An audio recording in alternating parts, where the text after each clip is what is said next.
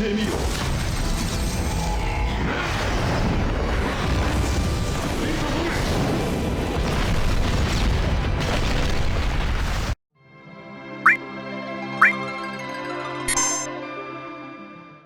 am so excited for this week in the Final Fantasy IV collaboration. Honestly, I'm going to try to pull for Golbez. I'm also going to try to get Kane if I can, and I'll pity him if I have to. And then of course I'll EX my Cecil. So tons of things happening for me this week, but a lot of people are probably wondering, do they need to be pulling for any of these FF4 units? So I'm going to talk about Golbez in this video, but I'm also going to make one for all three of the other units and whether or not you should EX those. So look forward to that, and let's get into this review. Let's start by talking about Golbez's gameplay style. He is a 90 cost Dark unit with the new main job, Dark Mage. He's a magic attacker that uses high defense and spirit as well as barriers in order to survive damage. He also has access to some spirit breaks and many different status ailments, and he has a good mix of AoE and single target attacks, so you can get around those different AoE or single target resistances. One of the most interesting parts of Golbez as a unit is that he can equip armor and helms, which is very cool defensively, but it also means that he can't use the Galmia coat. His TMR is a helm, and it has HP, defense, spirit, and some crit evade. I wish the defensive stats were higher for him, to be honest, because it doesn't seem that good aside from the ability, which is an active ability with 2 casts. That's great to have 2 casts, and it decreases the activation time for his spells by 500. He already has 300 cast time reduction from his master ability, so with this he's going to have near instant casts, and he could reach those instant casts with a Scholar passive that gives him 200 more reduction. So this buff also lasts for 4 turns. That seems pretty nice as well, but to be honest, I just don't know if he needs this much cast time reduction. He has several instant cast spells, and most of his spells are 360 cast time, which is the fastest. So this does help out a little bit with all of his spells to bring them down to like 1 or 2 ticks for casting, but to be honest, I still think that, you know, he's going to be fine, and if you do need to reduce, then, you know, you can always adjust, but don't go leveling this TMR too quickly because it doesn't bring that much important too. Golbez has 538 magic, which is good for 10th in global. He has 3,502 HP, which is 49th. It's fine for a mage. You're gonna see it compares to Helena and to Lannan, who are 2 other, you know, casters that we're gonna be seeing a lot of. And then his agility is just fine. It's 62. That's not the fastest, but it's actually starting to become on the slow side of agility for all the units that we're getting here. And then he has 12 innate defense. It's nice. There's no innate spirit. I wish he had some spirit. But the 12 defense is a good place to build off of. So his stats look fine. There's nothing crazy that jumps out to me here that's really important, but just they're all like fine and you know, solid stats. Now you might be wondering if you can go to 115 instead of going all the way to 120 and save yourself 200 Mind Spheres. Now, unfortunately, I don't think that's the case with Golbez because he gets 38 dex at 120, which is really important for his accuracy. He doesn't get a huge jump in HP, only 214. Still big though. I mean, that's still HP.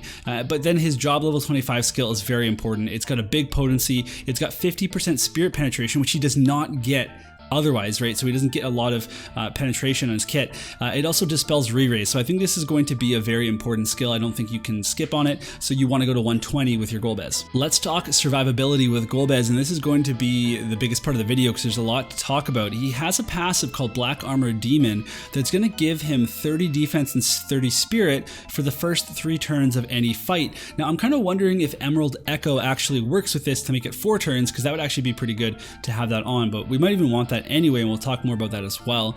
So if you know the answer to that, by the way, then please comment down below and let me know.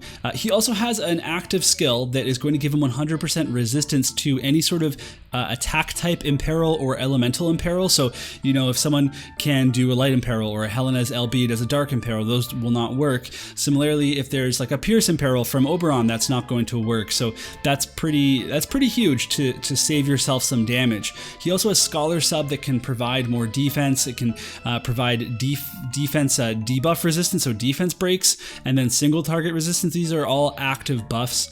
He also has a 30% all damage reduction barrier, and it's 3 turns, not 3 hits. So this is going to allow you to take many hits without losing your barrier, unless of course you get hit with a barrier breaking attack. The barrier also gives him a 30% damage done absorption absorption. So whatever damage he's doing, he's taking back and healing himself 30% of the damage that he's done. So that seems really good as well if you're in the situation where you're taking lots of damage and your barrier has not been broken.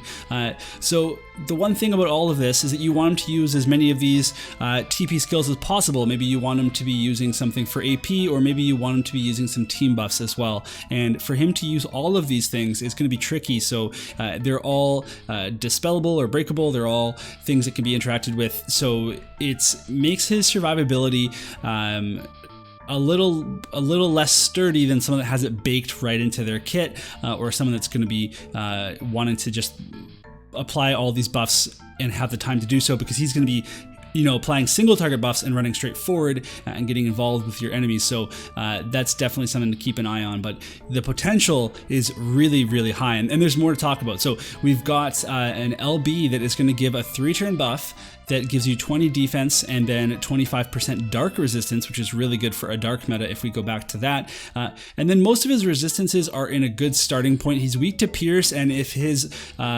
spoilers, a really old game, brother Cecil comes up and punches him in the face, he's going to take a whole lot of damage. But otherwise, he can raise his defense, his missile resist, his magic resist, all by 12% with passives. There's lots of good options for him, and with the ability to equip armor, you can equip some pretty sweet UR armor with him. However, again, you're missing out on all the sweet clothing or hats that you might have put on him as well. So something to keep in mind. Overall, looks like he could be a pretty solid defensive unit. Just a lot of work, and I'm thinking, with all of these active buffs, all of these 3-turn buffs, maybe Emerald Echo, this is going to be like one of the times where Emerald Echo is going to be such a huge skill for him. So that's something that I'll be testing out for sure to see if it's actually worth equipping, and I'll get that information out to everybody as soon as I can. Golbez also has some limited options as a team support unit. So he has the Scholar sub-job, which can give a nice dark team buff, but also gives single target resist. So you don't necessarily need to use this in a dark team. However, it's best for a dark team. And then Green Mage can do some stuff as well.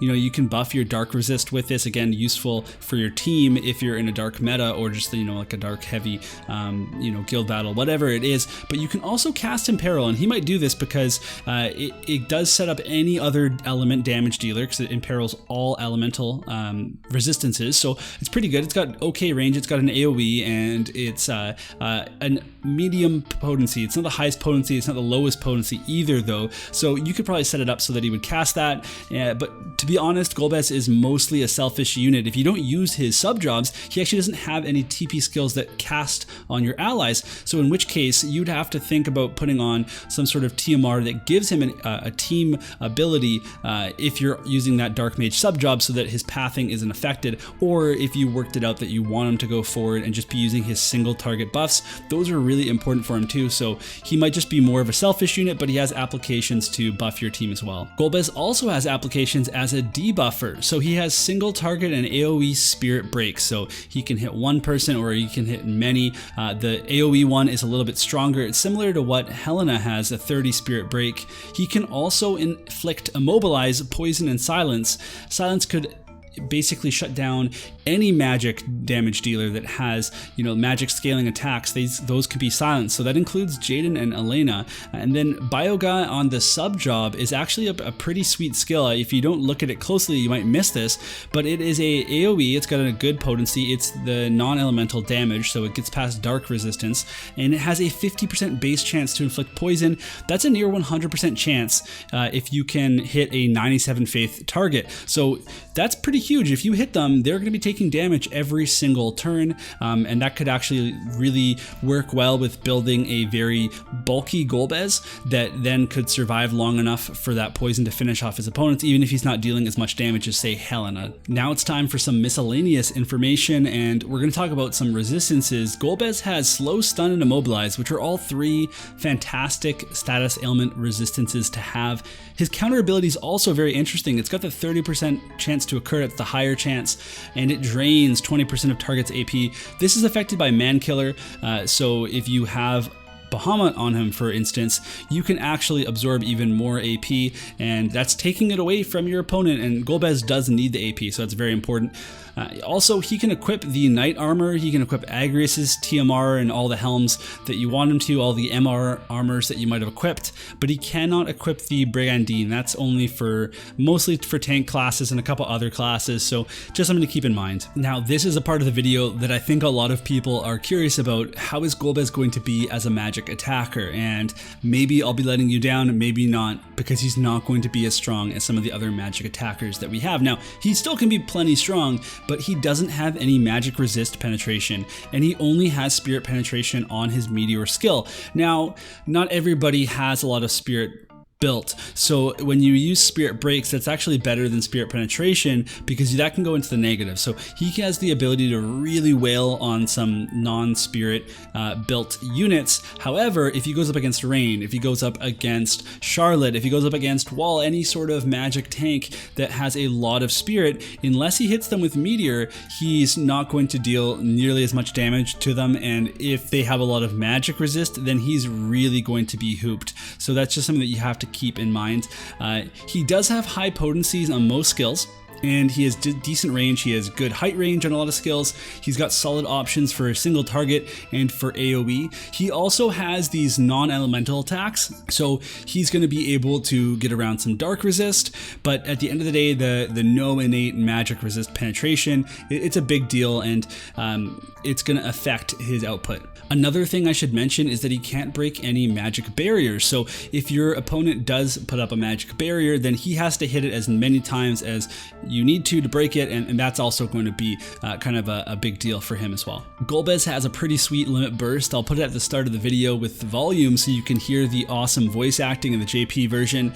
Otherwise, it's the typical 200 times potency, but it gives him a 40% magic buff before damage for 3 turns, so that's pretty good to start off with that and then get that 3-turn buff because he doesn't actually get a magic stat buff from his kit, so that will help his damage a bit for sure. And then after damage, he also gets a 20% defense, 25% dark resist buff for 3 turns, and you can start to see again, man, is Emerald Echo going to be good? He has so many 3-turn buffs, and if you want to really stretch those and keep him on the offense, then maybe you're going to want that on there. I don't know, it's kind of interesting. So anyway, the range and the AoE are solid on this LB. I would have loved a height 2 range because it's something that you want him to open with.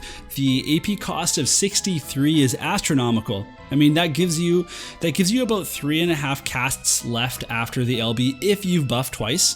Less if you've buffed once. So that's gonna be kind of tough. AP is definitely a concern for Golbez, but if you're gonna build him, I would level this LB for sure. You want to equip or increase the damage. You want to increase all the buffs that it provides. So definitely level this to max whenever you have a chance.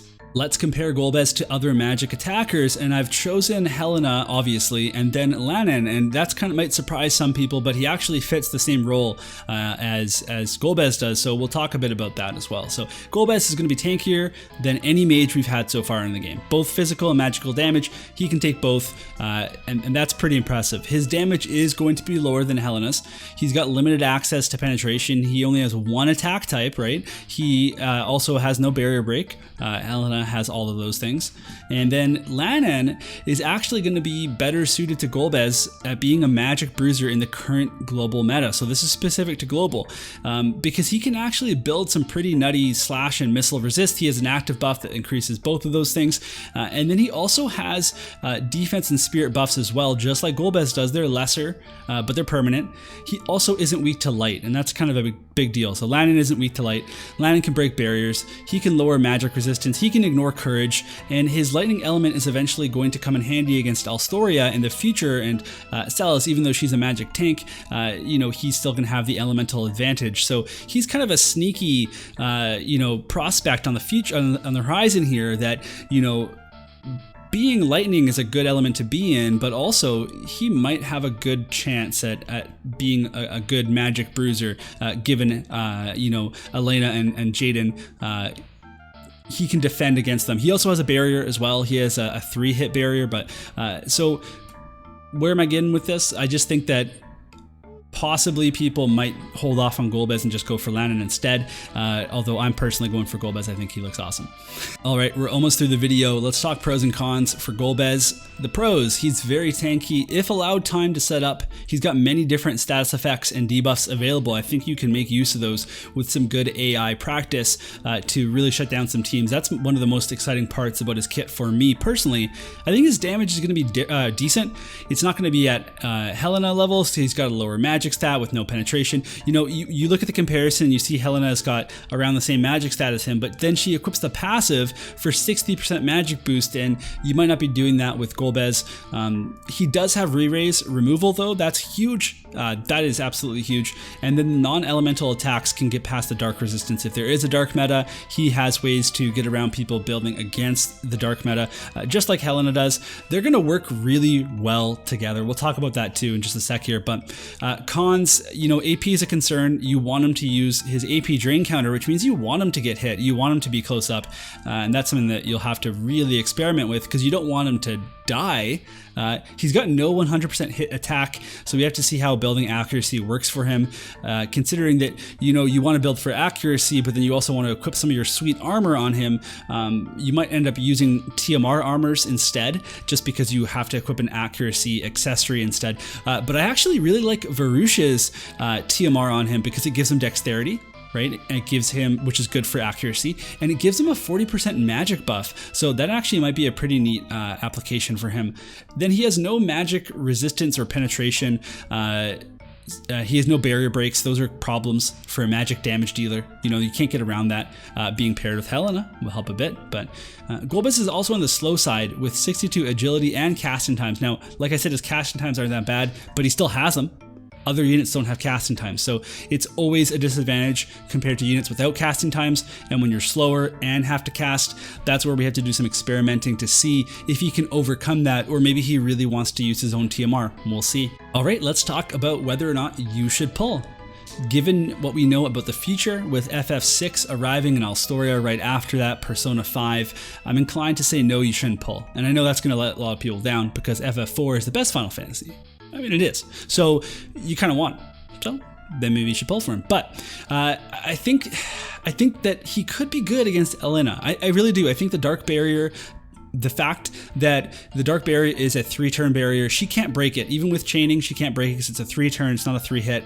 I think that maybe, you know, if he can survive hits against Elena and then heal up with his absorb, if he can hit her, then he could actually do pretty well. He could remove her re-raise, he could kill her, but anybody coming in with a barrier break like Jaden would ruin that plan. So in a vacuum, it sounds good. I just don't know how well it's going to work in practice. Golbez looks like he has a ton of potential. I think that he's going to be strong. I think more importantly that he's going to be a lot of fun to play with. That's one of the most important parts of a unit. He has value in all types of content, in manual content and in auto content. I don't think anybody's going to regret pulling him unless they are looking for a meta cure-all, in which case he is not going to be that for you. So I think that a lot of people would probably be wise to save for all the amazing units coming up. However, you've got a great unit on your hands if you do decide to pull for Golbez. I think Golbez is going to be best with Helena. She can break magic barriers for him. She can imperil dark resistance. You can build up some dark magic VCs. They're going to be really great teammates, possibly with a tank. It doesn't even have to be a dark tank. It could be anybody. It could be Joom. It could be King Mont or Rain or whoever. There's probably a team there. So if you have Helena, then that's another good reason to pull for Golbez. I know a lot of people say, why get him when you have her? They're one or the other. It doesn't have to be one or the other. Get out of here with that. So that's going to be it for the summary. I hope that you guys, this was useful for you. If it was, let me know in the comments. Let me know what your plans are for pulling for Golbez or any of the FF4 units. There are 2K metal pitties for all of them in the shop. That's what JP had at least. So hopefully we get the same thing, if not something even more generous than that. So there's a good chance for all of you to get your favorite Final Fantasy IV units. And with that said, we're going to sign off. Make sure that you subscribe to the channel if you like the video. Join us on Discord, on the Mysidia Gaming Discord. And then otherwise, I'll be back with a Should You EX video for Kane, Cecil, and Rosa.